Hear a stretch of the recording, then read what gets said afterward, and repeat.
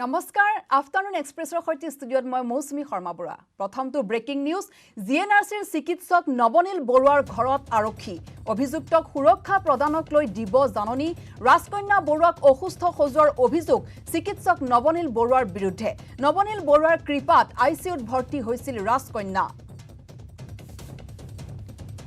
পুনৰবাৰ জনাইছো জিএনআৰচিৰ চিকিৎসক নবনীল বৰুৱাৰ ঘৰত আৰক্ষী অভিযুক্তক সুৰক্ষা প্ৰদানক লৈ দিব জাননী ৰাজকন্যা বৰুৱাক অসুস্থ সজোৱাৰ অভিযোগ চিকিৎসক নবনীল বৰুৱাৰ বিৰুদ্ধে নবনীল বৰুৱাৰ কৃপাত আইচিইউত ভৰ্তি হৈছিল ৰাজকন্যা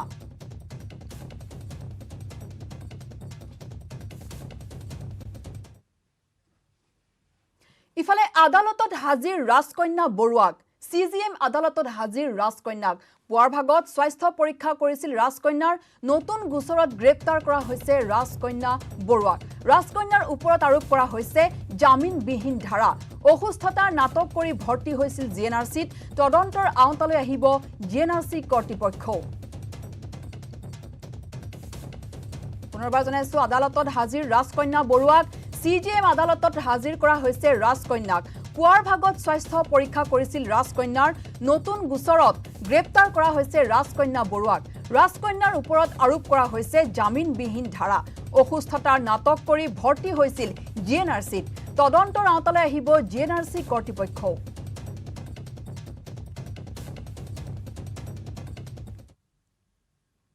ভঙাগড় থানাত উত্তপ্ত পৰিস্থিতি বিশাল ৰয়ৰ পৰিয়াল আৰু আত্মীয় উত্তাল কৰিলে পৰিস্থিতি প্ৰতিবাদৰ বাবে অভিযুক্তক আদালতলৈ নিয়াত বিলম্ব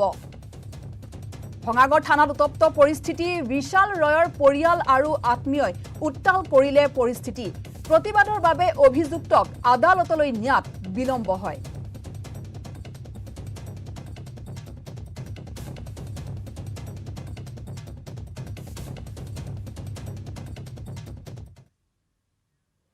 বিশাল ৰয় হত্যাকাণ্ডত জড়িত তিনিজনক গ্ৰেপ্তাৰ মূল অপৰাধী সাইদুৰৰ স্বীকাৰোক্তিৰ ভিত্তিত গ্ৰেপ্তাৰ হত্যাকাণ্ডৰ তদন্ত অব্যাহত ৰাখিছে ভঙাগড় আৰক্ষীয়ে পুৱতি নিশালৈ আৰক্ষীয়ে চলাইছিল অভিযান সাইদুৰ আৰু দুই বন্ধুৱে মিলি হত্যা কৰিছিল বিশাল ৰায়ক ভঙাগড় মছজিদ গলিত পত্নী সন্তানৰ লগত আছিল বিশাল ৰায়ক পৰিকল্পিতভাৱে হত্যা কৰাৰ অভিযোগ পৰিয়ালৰ এই হত্যাকাণ্ডত জড়িত সাহিদুৰ আৰু নূৰ আলম হত্যাকাৰীক ফাঁসিৰ দাবী বিশাল ৰায়ৰ মাতৃৰ বহু বছৰৰ পৰা বিশালৰ লগত শত্ৰুতা আছিল সাহিদুৰৰ বুধবাৰে দিনৰ 1 বজাত ঘৰৰ পৰা ওলাই গৈছিল বিশাল ৰাজ্যিক পৰ্যায়ৰ কংফুৰ লগতে বিশাল আছিল এজন ভাল ক্ৰিকেটাৰো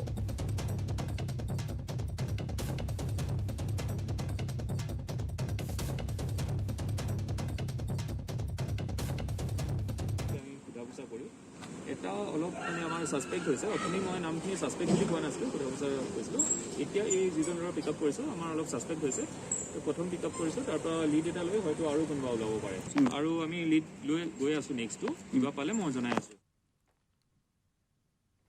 গড়ভঙা বনাঞ্চলত বন বিষয়াৰ নেতৃত্বত চলিছে খনন বৃহৎ পৰিমাণৰ ধনৰ বিনিময়ত চলাবলৈ দিছিল খনন খণ্ড বন বিষয়াৰ ৰামজিত দাসে ধন লৈ চলাইছে খনন ধন লৈ এফালৰ পৰা বন ধ্বংস যজ্ঞ চলিছে গড়ভঙা বনাঞ্চলত অভিযুক্ত খণ্ড বিষয়া ৰামজিত দাসক শাস্তিমূলক বদলিৰ নিৰ্দেশ ডিএফঅ ৰোহিণী শইকীয়াৰ সংবাদদাতা উৎপল হালৈৰ এক এক্সক্লুসিভ প্ৰতিবেদন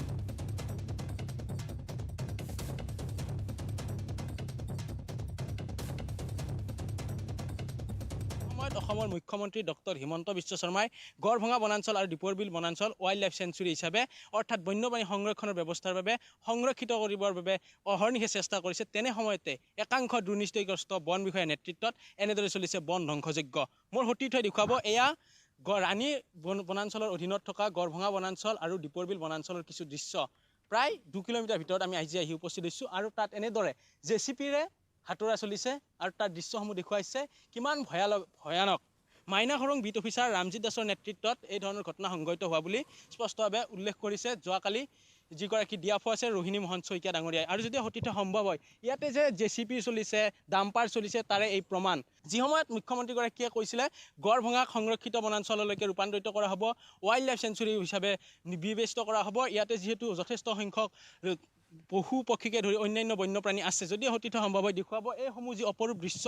অসমৰ বা গুৱাহাটী মহানগৰীৰ দীপৰ বিলৰ পাৰৰ অপৰূপ দৃশ্য গড়ভঙাৰ এই অপৰূপ দৃশ্য যেন ধ্বংসলীলাত নামি পৰিছে ৰামজিৎ দাস নামৰ মাইনা খৰঙৰ বিট অফিচাৰ ডাঙৰীয়া আৰু এই মাইনা খৰঙৰ বিট অফিচাৰ ৰামজিৎ দাসৰ নেতৃত্বত এনেদৰে বন ধ্বংস চলা বুলি আমাক যোৱাকালি বন বিভাগৰ উচ্চপদস্থ বিষয়াগৰাকীয়ে স্পষ্টভাৱে উল্লেখ কৰিছে আৰু তেওঁ কৈছে যে তেওঁ এই ঠাই নিজে পৰিদৰ্শন কৰিছে কাৰণ তেওঁ বাৰম্বাৰ কৈছে যে এই স্থানত বন ধ্বংসযজ্ঞ চলিছে তেওঁ এই স্থান পৰিভ্ৰমণ কৰিবলৈ নাহিলে তাৰ বিপৰীতে উচ্চপদস্থ বিষয়া ৰোহিণী মোহন শইকীয়া ডাঙৰীয়াই নিজে এই ঘটনা বুজ ল'লে আৰু ঘটনা বুজ লৈ দেখিলে যে এখন পাহাৰ এখনে নহয় যদি সম্ভৱ হয় সতীৰ্থ আগৰফাললৈকে যাবলৈ মই অনুৰোধ জনাইছোঁ এখন নহয় অৰ্থাৎ 3খনকৈ পাহাৰ এতিয়া ইয়াতে বন ধ্বংস চলাইছে আৰু এক্সক্লুচিভলি দেখুৱাইছোঁ আমি নিউজ 18 অসম নৰ্থ ইষ্টৰ দৰ্শকসকলক অৰ্থাৎ এদিনতে এইসমূহ পাহাৰ ধ্বংস কৰা কোনো পধ্যে সম্ভৱ নহয় প্ৰায় এমাহ ধৰি ইয়াতে বাহন চলিছিলে আৰু এমাহৰ ভিতৰত এনেদৰে এখন পাহাৰ তহিলং কৰি দিয়া হৈছে বন মন্ত্ৰীয়ে নহয় অসমৰ মুখ্যমন্ত্ৰীৰ মন্তব্যক ভেঙুচালি কৰি ৰামজিৎ দাস নামৰ লোকজনে এনেদৰে এতিয়া বন ধ্বংসযজ্ঞ চলাইছে আৰু ৰামজিৎ দাসৰ এই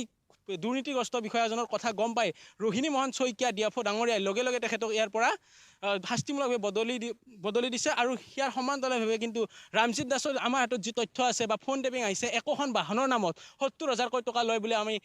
খবৰ পাইছোঁ যে এই স্থানত বা যি পাহাৰ কাটিবলৈ দিয়া হয় আৰু পাহাৰ কাটিবলৈ দিলে এনেধৰণে 70,000কৈ টকা লয় এই কথাও কিন্তু আমি পোহৰ পাইছোঁ আৰু যি ডিএফঅগৰাকী নিজে আহি উপস্থিত হৈছিলে আৰু আহি এই স্থানত যিসমূহ বাহন আছিলে সেই বাহনসমূহ জব্দ কৰিছে আৰু সমান্তৰালভাৱে ৰামজিৎ দাসক বৰখাস্ত কৰা বুলি জনাইছে আৰু তাৰ সমান্তৰালভাৱে ৰোহিণী মোহন শইকীয়া ডাঙৰীয়াই নিজে অৰ্থাৎ ডিএফঅগৰাকী নিজে এই স্থানত যাতে কোনো ধৰণে বাহন প্ৰৱেশ কৰিব নোৱাৰে তাৰ বাবে কেইবাটাও গাঁত খান্দি দিছে আৰু এয়াই আছিল আমাৰ এক বিশেষ প্ৰতিবেদন নিউজ 18 অসম নৰ্থ ইষ্টৰ গড়ভঙা বনাঞ্চলৰ ভিতৰ ভাগত প্ৰায় দেউষ্টালৰ পৰা 2 কিলোমিটাৰ ভিতৰ ভাগত আহি দেখুৱালোঁ কেনেদৰে বন ধ্বংসযজ্ঞ চলিছে এজন দুৰ্নীতিগ্ৰস্ত বিষয়াৰ বাবে কিদৰে আচলতে বন ধ্বংসযজ্ঞ চলিছে বা গড়ভঙা বনাঞ্চল যদি এনেদৰে ধ্বংসযজ্ঞ চলে অসমৰ মুখ্যমন্ত্ৰীগৰাকীৰ যি সপোন বন্যপ্ৰাণীসমূহে যিদৰে জিৰণি ল'ব বুলি তেখেতে আশা কৰিছিলে বা সকলো বন্যপ্ৰাণীয়ে সুৰক্ষিত হ'ব বুলি তেনে সময়তে কিন্তু এইসকল বিষয়াই এই ধৰণৰ কাৰ্যক কিন্তু সকলোৱে গৰিহণা দিছে বা আমাৰ বাতৰি চোৱাৰ পিছত মুখ্যমন্ত্ৰীগৰাকীয়ে কি ধৰণৰ ব্যৱস্থা গ্ৰহণ কৰে বা উচ্চপদস্থ বিষয়াগৰাকীয়ে কি ধৰণৰ ব্যৱস্থা গ্ৰহণ কৰে সেয়া কিন্তু লক্ষণীয় হ'ব শেষত আৰু এটা কথা কৈছোঁ যে এয়া এদিনতে কটা পাহাৰ নহয় প্ৰায় বিগত এসপ্তাহ ধৰি ইয়াতে জেচিপি ডাম্পাৰৰ হাতুৰাজ চলিছিল পৰৱৰ্তী খবৰ কৰোনাৰ বিৰুদ্ধে ভাৰতত বিশ্বৰ সৰ্ববৃহৎ টিকাকৰণ অভিযান অব্যাহত আছে ইয়াৰ মাজতে ঘৰে ঘৰে টিকাকৰণ দিয়াৰো ব্যৱস্থা কৰা হৈছে টিকা কেন্দ্ৰত যাবলৈ অসমৰ্থ লোকসকলৰ বাবে উৰিষ্যাত মুকলি কৰা হৈছে হেল্পলাইন সেৱা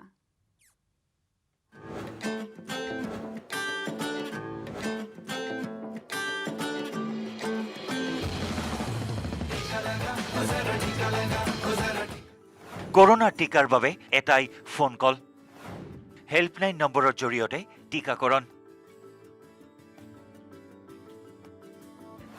অক্ষম লোকসকলৰ ঘৰতো লাগিব টিকা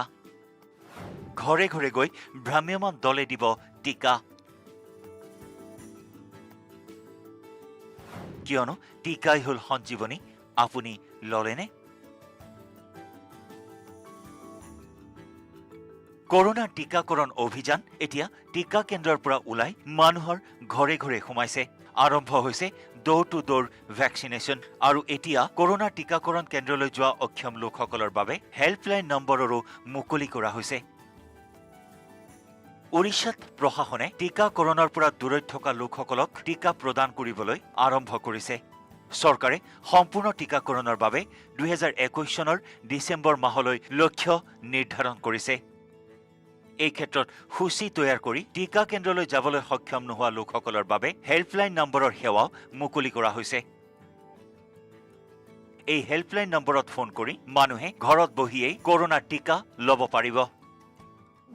প্ৰত্যেকখন জিলাৰ বাবে হেল্পলাইন নম্বৰ মুকলি কৰা হৈছে য'ত টিকা কেন্দ্ৰত যাবলৈ অসমৰ্থ লোকসকলে ফোন কৰিব পাৰিব ভ্ৰাম্যমান দলৰ জৰিয়তে তেওঁলোকৰ ঘৰত গৈ টিকা প্ৰদান কৰা হ'ব উৰিষ্যাত এই পৰ্যন্ত প্ৰায় 3,16 লাখৰো অধিক লোকক টিকা প্ৰদান কৰা হৈছে ইয়াৰে প্ৰায় 73% লোকক প্ৰথমটো ড'জ আৰু প্ৰায় 29% লোকক দ্বিতীয়টো ড'জ প্ৰদান কৰা হৈছে আনহাতে সমগ্ৰ দেশত এই পৰ্যন্ত 92 কোটি 17 লাখ লোকৰো অধিক লোকক টিকা প্ৰদান কৰা হৈছে চৰকাৰৰ লক্ষ্য অতি শীঘ্ৰেই 100% টিকাকৰণ সম্পন্ন কৰা ইয়াৰ বাবে আমি সকলো এই লক্ষ্যৰ অংশীদাৰ হোৱাটো অত্যন্ত প্ৰয়োজনীয় Bureau Report, News 18 Network.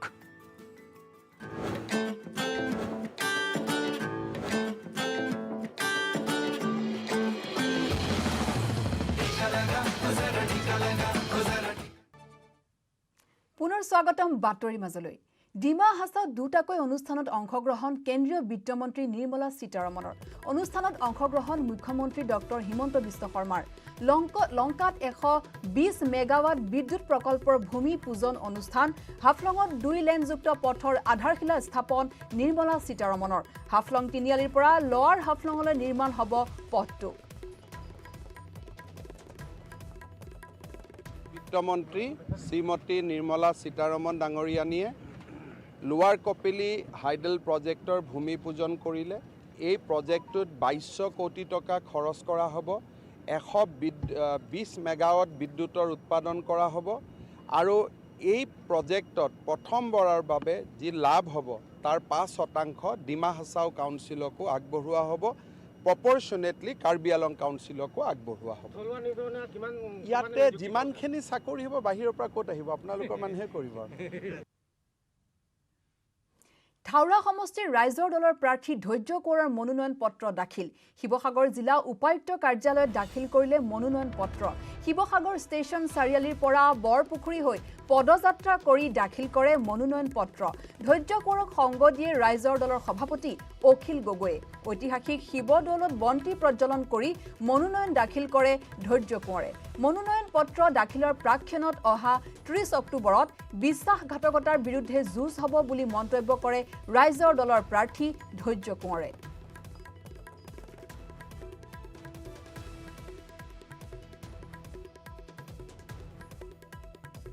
আৰু এই সন্দৰ্ভত আমাৰ সাংবাদিক প্ৰদীপ গগৈৰ এক বিশেষ প্ৰতিবেদন আগবঢ়াইছো থাউৰা বিধানসভা সমষ্টিৰ বাবে আজি মনোনয়ন পত্ৰ দাখিল কৰিবলৈ আহিছে ৰাইজৰ দলৰ প্ৰাৰ্থী ধৈৰ্য কোঁৱৰে এয়া কেমেৰা পাৰ্চনক মই দেখুৱাবলৈ আহ্বান জনাইছোঁ সামগ্ৰিক পৰিৱেশ এয়া দেখিছে যে ৰাইজৰ দলৰ প্ৰাৰ্থী ধৈৰ্য কোঁৱৰ আৰু অখিল গগৈ আহিছে আমাৰ ওচৰত কাষত আছে ধৈৰ্য কোঁৱৰ তেওঁৰ পৰা জানিবলৈ চেষ্টা কৰিম থাউৰা সমষ্টিৰ ৰাইজৰ পৰা আশীৰ্বাদ বিচাৰিছোঁ অসমৰ ৰাইজৰ সহযোগিতা বিচাৰিছোঁ অসম বিধানসভাত মই জনগণৰ কণ্ঠ হ'ব খোজোঁ নিপীড়িত মানুহৰ বঞ্চিত মানুহৰ কণ্ঠ হ'ব খোজোঁ আজি আপোনালোকে দেখিছে বিজেপিয়ে অসম বিধানসভাত জনগণ বিৰোধী নীতি তৈয়াৰ কৰিছে অসম বিৰোধী নীতি প্ৰস্তুত কৰিছে ইয়াৰ বিৰুদ্ধে মই সবল কণ্ঠ হ'ব খোজোঁ বিধানসভাৰ মজিয়াখনক আচলতে ন্যায়ৰ যুঁজৰ এখন আখৰাস্থলী কৰিব খোজোঁ এইটো মোৰ কথা আৰু দ্বিতীয় কথাটো হ'ল কি বিশেষকৈ থাউৰা সমষ্টিক মই মহিয়ান কৰি তুলিব খোজোঁ থাউৰা সমষ্টিৰ যি মান মৰ্যাদা মই গোটেই অসমৰ মানুহৰ মনত মই জিলিকাই ৰাখিব খোজোঁ কাৰণ এইটো ইমান পিছপৰা সমষ্টি ইমান দুখীয়া সমষ্টি ইমান অনুন্নত এটা সমষ্টি এই সমষ্টিক উন্নত কৰিবৰ কাৰণে মই সংকল্পবদ্ধ হৈছোঁ মই প্ৰতিজ্ঞাবদ্ধ হৈছোঁ গতিকে ৰাইজক কথা দিছোঁ আপোনালোকে মোক মৰম আৰু আশীৰ্বাদ দিয়ক মই অসমৰ ভিতৰত এটা উন্নতৰ সমষ্টি কৰি থাউৰা সমষ্টিক উজ্বলাই ৰাখিম মূল প্ৰতিদ্বন্দ্বিতা হ'ব থাউৰাত মূল প্ৰতিদ্বন্দ্বী আপোনাৰ মতে কোন হ'ব চাওক এইখন বিশ্বাসঘাতকতাৰ বিৰুদ্ধে বিশ্বাসযোগ্যৰ যুঁজ প্ৰতাৰণাৰ বিৰুদ্ধে ন্যায় যুঁজ প্ৰতাৰকৰ বিৰুদ্ধে বিশ্বাসযোগ্যৰ যুঁজ গতিকে ইতিমধ্যে ৰাইজে সংকল্প লৈছে যে ইয়াত AJP কংগ্ৰেছ BJP বুলি কথা নাই মানুহ একে ঠাইতে একগোট হৈছে আৰু সেইকাৰণে মই কওঁ এইবাৰ থাউৰা সমষ্টিৰ জয় নিশ্চিত থাউৰা সমষ্টিত ৰাইজৰ দলৰ জয় নিশ্চিত ফেক্টৰ নহয় আৰু কংগ্ৰেছটো ৰিঙৰ বাহিৰত বহু যোজন আঁতৰলৈ কংগ্ৰেছ গুচি গৈছে হয় আমাৰ ওচৰত অখিল গগৈ ডাঙৰীয়া আছে অখিল গগৈ ডাঙৰীয়াৰ পৰা জানিব বিচাৰিম উপনিৰ্বাচন ৰাইজৰ দলৰ প্ৰাৰ্থী ধৈৰ্য কোঁৱৰ তুমুল প্ৰতিদ্বন্দ্বিতা একো নহয় ধৈৰ্য কোঁৱৰ জিকিব কাৰণ বিশ্বাসঘাতকক হৰুৱাবৰ কাৰণে সকলো ৰাইজ একলগ হৈ গৈছে বিশ্বাসঘাতকক হৰুৱাবৰ কাৰণে সকলো একলগ হৈছে গতিকে ধৈৰ্য কোঁৱৰ জিকিব এইখন হ'ল বিশ্বাসঘাতকতাৰ বিৰুদ্ধে আপোচবিহীন সংগ্ৰামী ধাৰাটোৰ যুঁজ আৰু নিশ্চিতভাৱে অসমৰ ৰাইজে থাউৰাবাসীৰ ৰাইজে সদায় বিশ্বাসযোগ্যতাৰ পক্ষত থিয় দিব কেতিয়াও এনেকুৱা বিশ্বাস ভংগকাৰীৰ বিৰুদ্ধে থিয় নিদিয়ে গতিকে মই আশা কৰোঁ যে আৰু বিশ্বাস কৰোঁ যে থাউৰাত আমি জয়ী হ'ম মোৰ ভাই ধৈৰ্য কোঁৱৰ অসমৰ সংগ্ৰামী জীৱনৰ এটা নাম ধৈৰ্য কোঁৱৰ অসমৰ জাতীয় জীৱনৰ আটাইতকৈ আপোচবিহীন সংগ্ৰামৰ এটা নাম ধৈৰ্য কোঁৱৰ গতিকে নিশ্চিতভাৱে ধৈৰ্য কোঁৱৰ জয়ী হ'ব বুলি আমি আশা কৰোঁ বিৰোধী একত্ৰীকৰণ যিহেতু নহ'ল গতিকে হয় এয়া আছিলে অখিল গগৈ ভাষ্য আৰু এইদৰে আজি বহুসংখ্যক সমৰ্থকক লগত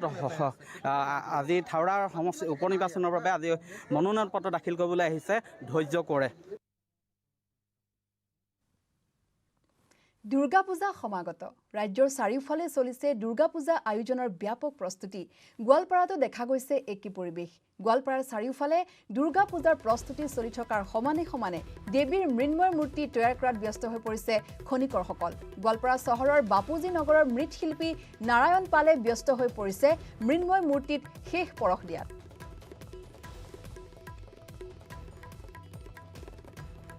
আৰু এই সন্দৰ্ভত আমাৰ সাংবাদিক ৰিংকু দাসৰ এক বিশেষ প্ৰতিবেদন আগবঢ়াইছো মই উপস্থিত আছোঁ গোৱালপাৰা চহৰৰ যি নাৰায়ণ পালৰ মৃৎশিল্পৰ কাৰখানাত এই নাৰায়ণ পালৰ মৃৎশিল্পৰ কাৰখানাত দেখা গৈছে ব্যস্ততা নিউজ 18 অসম নৰ্থ ইষ্টৰ দৰ্শক দেখুৱাই আছোঁ শাৰী শাৰীকৈ তেওঁলোকে এই দুৰ্গা মাৰ মৃন্ময় মূৰ্তিসমূহ ইয়াত থৈছে ৰং তুলিকাৰে তেওঁলোকে ইতিমধ্যে শেষ পৰশ দিয়াত ব্যস্ত হৈ পৰিছে কিয়নো পূজালৈ মাজত মাত্ৰ কেইটামান দিন বাকী এই মূৰ্তিসমূহ পূজাৰ প্ৰাকখনত এই মূৰ্তিসমূহ তেওঁলোকে ৰং তুলিকাৰে সজাই পেলাই তেওঁলোকে সম্পূৰ্ণ কৰিব লাগিব ইয়াত প্ৰায় এইবাৰ 8ৰ পৰা 10টা তেওঁলোকে যি দুৰ্গাৰ মৃন্ময় মূৰ্তি তৈয়াৰ কৰিছে এই দুৰ্গাৰ মৃন্ময় মূৰ্তিসমূহ এই নাৰায়ণ পালৰ মৃৎশিল্পৰ কাৰখানাৰ পৰা গোৱালপাৰা জিলাৰ বিভিন্ন পূজা মণ্ডপত লৈ যাব আৰু মোৰ লগত যি নাৰায়ণ পাল আছে তেখেতৰ পৰা কিছু কথা জানিব বিচাৰিম যে মই দেখা গৈছে পূজা আহিয়ে গ'ল কেনেকুৱা ব্যস্ত কেনেকুৱা আপোনালোক ব্যস্ত মানে একদম হেভি ব্যস্ত এবাৰে মানে আৰু দুদিন পানী পৰি আৰু বেছি ব্যস্ত হৈ গৈছোঁ মূৰ্তি শুকাই মানে পানী নুশুকায় ৰং কাৰণ দিয়াই দেৰি হৈ গ'ল ৰং দি আছে দি আছোঁ দাম কেনেকুৱা মূৰ্তিসমূহ দাম 16,000 15,000 14,000 কিমানজন কাৰিকৰে কাম কৰি আছে আমি 3জনে কাৰিকৰ মানে কি এটা হাফ কাৰিকৰ আৰু ফুল কাৰিকৰ দুটা আপোনালোকৰ এই মূৰ্তিসমূহ ক'ত ক'ত যাব